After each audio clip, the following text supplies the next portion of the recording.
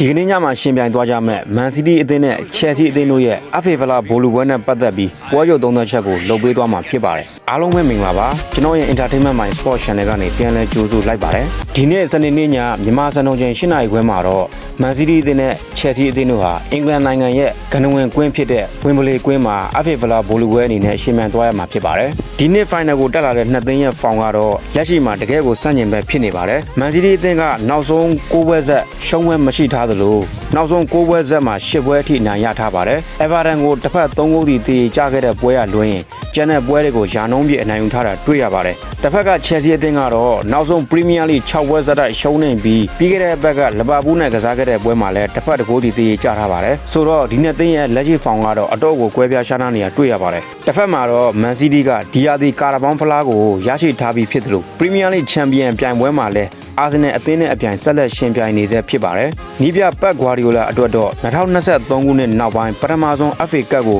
ထပ်မံယူနိုင်ဖို့စ조사ရမယ့်အခြေအနေပါ။မန်စီးတီးကမနစ်ကဖိုင်နယ်မှာခရစ္စတယ်ဘဲလစ်အသင်းကိုတကိုးကိုမကြီးနဲ့ရှုံးနေခဲ့ပြီး2024ခုနှစ်ဖိုင်နယ်တုန်းကလည်းမန်ချက်စတာယူနိုက်တက်ကို2ဂိုးတကူနဲ့ရှုံးခဲ့ပါတယ်။ FA ဖလားဖိုင်နယ်3နှစ်ဆက်တိုက်ရှုံးမယ်ဆိုရင်တော့ဒီလိုအောင်မြင်မှုများတဲ့အသင်းတွေအတော်လေးကိုထူးဆန်းတဲ့အရာဖြစ်လာမှာပါ။ဒါပေမဲ့ဂွာဒီယိုလာအတွက်အဓိကဦးစားပေးရမှာကပရီးမီးယားလိဖြစ်နေသေးပါ။အခု FA ဖလားဖိုင်နယ်ပွဲပြီးရင်2ရက်အကြာမှာပရီးမီးယားလိပွဲစဉ်အဖြစ်ဘုံမောက်အသင်းနဲ့ရှင်ပြိုင်ဖို့အတွက်ကစားသမားတွေရဲ့ကြံ့ခိုင်မှုကိုလည်းစီမံဖို့ရှိပါတယ်။ဒါပေမဲ့မန်စီးတီးအသင်းရဲ့လက်ရှိပုံစံကကောင်းနေပြီးပြည်တွင်းဖလား3လုံးကိုရယူဖို့အခွင့်အရေးလည်းရှိနေပါသေးတယ်။အခြားတစ်ဖက်မှာတော့ချယ်ဆီအသင်းကနောက်ဆုံးပွဲစဉ်တွေမှာအတော့ကိုခက်ခဲနေပါတယ်။ပရီးမီးယားလိ6ပွဲဆက်ရှုံးထားပြီးပြီးခဲ့တဲ့အပတ်မှာလည်းလီဗာပူးကိုတေချခဲ့ပါတယ်။ချယ်ဆီကလက်ရှိပရီးမီးယားလိမှာအဆင့်9နေရာမှာရပ်တည်နေပြီးဥရောပဝင်ခွင့်နဲ့လည်းဝေးကွာနေပါတယ်။အမြဲတမ်းနှီးပြမရှိတဲ့အပြင်လက်ရှိကစားသမားတွေရဲ့ပုံစံကလည်းပုံစံကောင်းပြသနိုင်ခြင်းမရှိတာတွေ့ရပါတယ်။ဒါကြောင့်ဒီကနေ့ညမှာရှင်ပြိုင်သွားမယ် FA ဖလားကိုသာရရှိခဲ့မယ်ဆိုရင်သူတို့အသင်းရဲ့ဒီယာဒီဆိုးရွားမှုတွေကိုအဖက်ဆယ်နိုင်မှာဖြစ်တယ်လို့